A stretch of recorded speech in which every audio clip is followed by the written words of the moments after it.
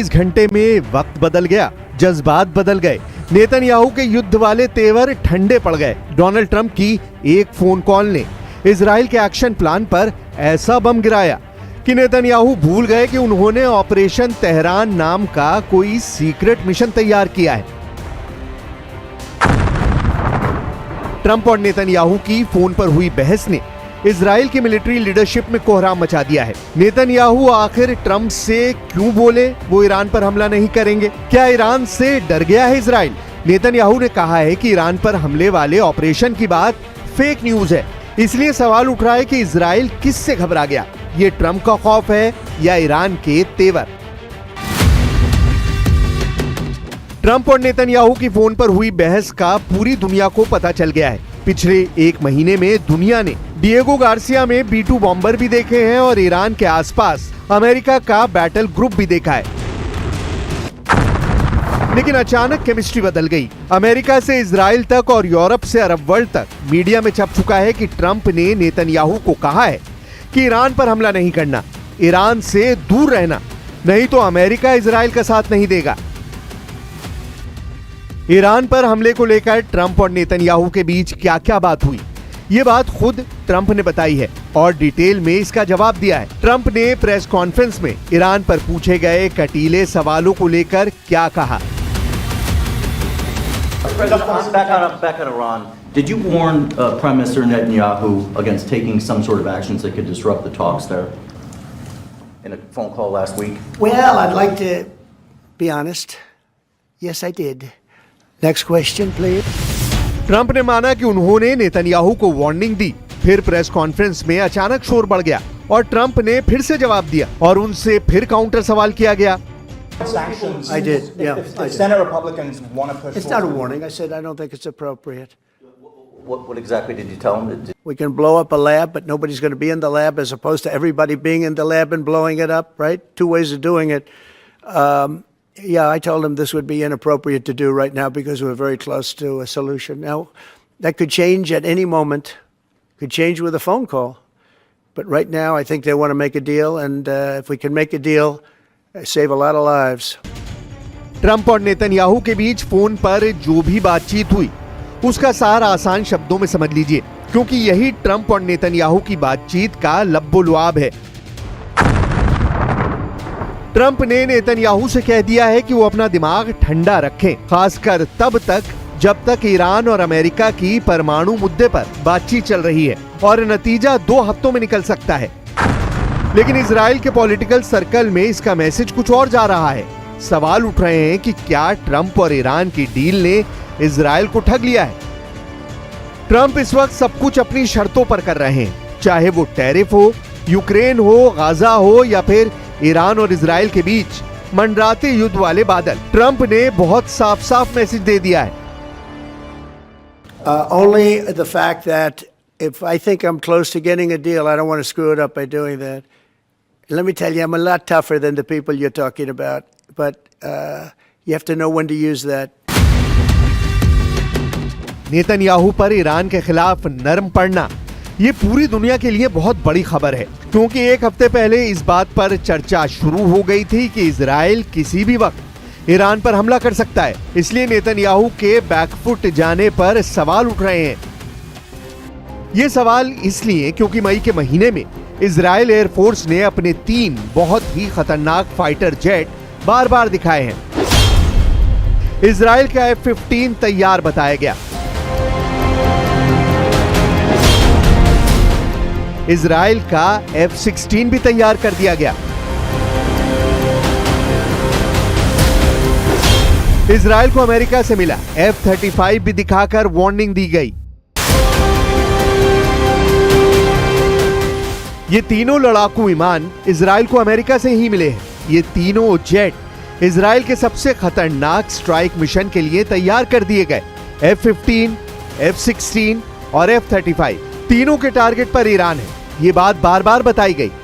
Iran के परमाणु plant तक यही जेट ऑपरेशन करेंगे, इसका इशारा भी दिया गया। सवाल उठने लगा कि जनवरी गुजरा, फरवरी गुजरा, मार्च गुजरा, अप्रैल भी गुजर गया, अब मई में क्या होने जा रहा है?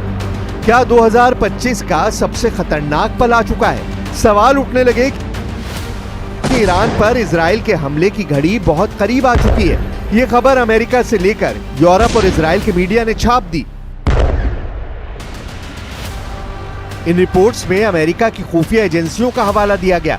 रिपोर्ट्स में बताया गया कि इजराइल बहुत जल्दी ईरान के खिलाफ खतरनाक कदम उठाने जा रहा है। अमेरिका की इंटेलिजेंस एजेंसियों के मुताबिक इजराइल ने ईरान के परमाणु ठिकानों पर हमला करने की तैयारी कर ली है, इसका दावा किया गया और ये स्ट्राइक बहुत जल्दी अंजाम दी जा सकती है। ये रिपोर्ट ऐसे वक्त सामने आई जब राष्ट्रपति डोनाल्ड ट्रंप ने ईरान के साथ परमाणु मुद्दों पर बातचीत जारी है। अब ट्रंप ने बातचीत का भंडाफोड़ किया है और सवाल नेतन्याहू पर उठ रहे हैं कि इजराइल आखिर किससे घबरा गया। ये ट्रंप का खौफ है या फिर ईरान के सख्त तेवर, जो नेतन्याहू को ऑपरेशन ट्रू प्रॉमिस जैसे हमलों की वार्निंग पहले ही दे चुका है। इजराइल हो या फिर अमेरिका, ईरान ने किसी भी हमले से निपटने के लिए पिछले 5 महीनों में बड़े पैमाने पर तैयारी की है। 5 युद्ध अभ्यास कर चुका है और हर मोर्चे पर यह साबित करने की कोशिश की है कि उस पर हुआ हमला बहुत ही खतरनाक जवाब की वजह बन जाएगा। लेकिन ईरान में कई टारगेट हैं जो इजराइल की लिस्ट में है। ईरान को सबसे बड़ा खतरा अपने परमाणु अड्डों को लेकर है। ईरान को खतरा उसकी सबसे बड़ी ताकत मिसाइल बेस को लेकर है। ईरान को खतरा उसकी सबसे बड़ी फोर्स रेवोल्यूशनरी गार्ड्स को लेकर है। ईरान को खतरा उसके तेल के ठिकानों को लेकर भी है, जिस पर इजराइल की नजर गड़ी हुई है। ये चारों ताकत इस वक्त इजराइल के टारगेट पर है। ईरान को ट्रंप से बातचीत के दौरान ही इस बात का एहसास हो गया कि नेतन्याहू कुछ बड़ा कर सकते हैं। सवाल शुरू से उठ रहे हैं कि क्या अगले 24 घंटे के अंदर ईरान और इजराइल के बीच जंगी तूफान आ सकता है? 24 घंटे के अंदर ईरान और इजराइल के बीच टक्कर नहीं, क्या बड़ी तबाही वाला युद्ध शुरू होने वाला है? इजराइल से लगातार अटैक की धमकियां आती रही, इसलिए ईरान के बड़े बड़े कमांडर भी एक्टिव हो गए। ईरान में army commander major general Sayyid Abdul Rahim Mousavi ने कहा कि इजराइल की हैसियत नहीं कि वो ईरान पर हमला कर पाए। अगर इजराइल एक और ऑपरेशन ट्रू प्रॉमिस चाहता है तो ईरान पूरी तरह तैयार है। इस बार ईरान इजराइल का फुल एंड फाइनल करने की बात कर रहा है। روی شانس خود قمار نکنند. اینجا ایران است. اینجا ایران سربلند اسلامی است. ईरान की बेचैनी उसी रिपोर्ट को लेकर है जो CIA अफसरों के हवाले से छापी गई। रिपोर्ट ये कि मई के आखिरी दिनों में इजराइल ईरान के खिलाफ कोई बड़ा कदम उठा सकता है। हालांकि अब नेतन्याहू इससे इंकार कर रहे हैं। वैसे ईरान की तैयारी को लेकर खामनेई के जनरल बता चुके हैं कि उनकी उंगली ट्रिगर पर है, बस ऑर्डर का इंतजार है। फिर चाहे सामने इजराइल हो, अमेरिका हो या फिर कोई और दुश्मन, ईरान इस वक्त इजराइल और अमेरिका से डबल फ्रंट वाले युद्ध लड़ने का इरादा कर चुका है। هر نقطه‌ای در هر سرزمینی مبدأ تهاجم بشه اون نقطه برای ما مقصد تهاجم خواهد بود و هر نقطه دیگری که منفعت دشمن ما در اون قرار داشته باشه را مورد هدف و اصابت قرار میدیم. ईरान इस वक्त बहुत ज्यादा आक्रामक है और जनवरी और फरवरी में ही 5 युद्ध अभ्यास करके वो बड़ा सिग्नल दे चुका है। सिग्नल इस बात का कि अब उस पर हमला हुआ तो पूरा पश्चिम एशिया जलेगा। इजराइल और अमेरिका के अड्डों को तो पूरी तरह तबाह कर दिया जाएगा। ट्रंप बेशक ईरान से डील के लिए बात कर रहे हैं, लेकिन ये भी सच है कि इजराइल को बम से लेकर बमबाज विमान देने वाला अमेरिका ही है। यही वजह है कि अमेरिका पर ईरान के यकीन का लेवल 0% है। ये बात ईरान के सुप्रीम लीडर अली खामनेई ने भी साफ शब्दों में कह दी है। We're doing very well with Gaza, but we are doing very well with Iran, and I think we're going to see something very sensible, because there are only two outcomes. You know what the two outcomes is: a smart outcome and there's a violent outcome, and I don't think anybody wants to see the second. But I think we've made a lot of progress, and we'll see. Trump की warning के बाद Israel back foot पर है, लेकिन Iran चौकन्ना है। Khamenei और उनके तमाम कमांडर इजराइल के सीक्रेट ऑपरेशन अंजाम देने वाली रणनीति से बहुत अच्छी तरह वाकिफ है। इसलिए ट्रंप अभी जो भी कहें, नेतन्याहू चाहे नरम दिखें, लेकिन ईरान के सामने उनका परमाणु कार्यक्रम है जिसको वो हर हाल में बचाना चाहते हैं, फिर चाहे वो बातचीत से हो या फिर इजराइल की स्ट्राइक का जवाब देकर। और रुकेंगे एक छोटे से ब्रेक के लिए, बने रहिए हमारे साथ।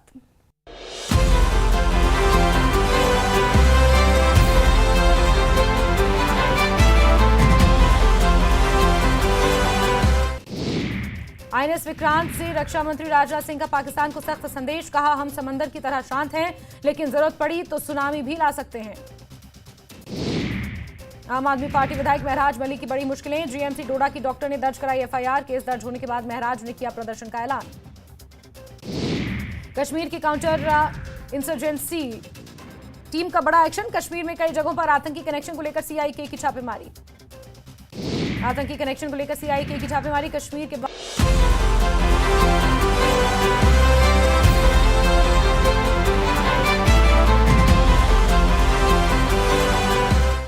रूस ने एटमी हमला करने वाली आर्सेनिक मिसाइल को बेलारूस में तैनात करना शुरू कर दिया है। इससे पूरे यूरोप में हड़कंप मच गया है। उधर यूक्रेन और रूस के बीच शांति वार्ता को लेकर सस्पेंस बढ़ता गया है।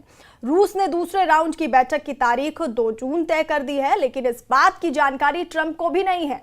वहीं जर्मन चांसलर ने जेलेंस्की को खुश करने वाला बड़ा फैसला किया है।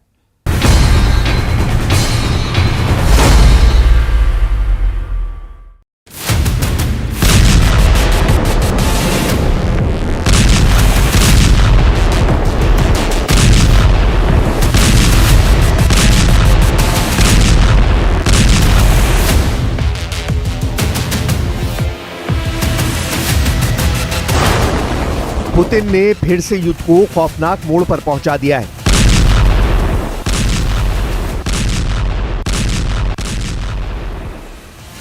तबाही दिन ब दिन बढ़ती जा रही है। जिन हथियारों को गोदाम में रख दिया गया था, वो फिर वॉर जोन में लाए जा रहे हैं।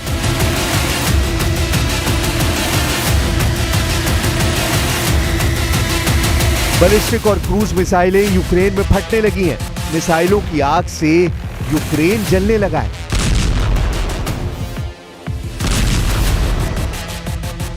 पुतिन अपने मिशन को तेज कर चुके हैं, जिससे यूक्रेन में कोहराम मच गया है।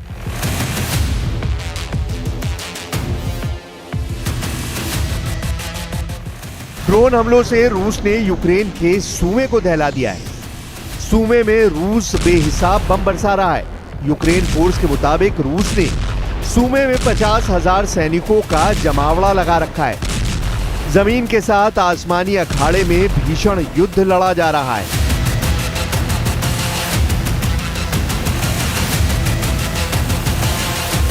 यूक्रेन ने भी पलटवार तेज करते हुए रूस में घुसकर अंधाधुंध ड्रोन की बौछार शुरू कर दी है। रूसी रक्षा मंत्रालय ने दावा किया है कि 28 मई से 29 मई की सुबह यूक्रेन के 48 ड्रोन मार गिराए गए हैं।